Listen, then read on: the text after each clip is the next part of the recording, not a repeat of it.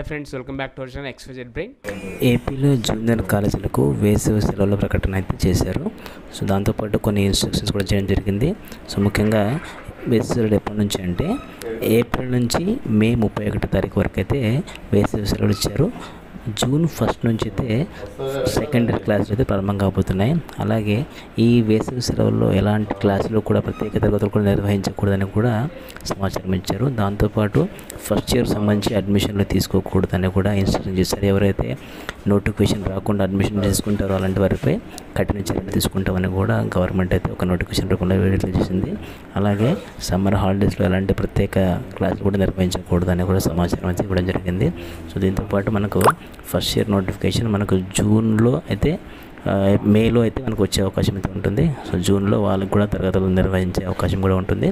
And secondary వాళ్ళకైతే క్లాసులు జరగబోతున్నాయి జూన్ 1 నుంచి. సో ఇలాంటి అప్డేట్స్ కోసం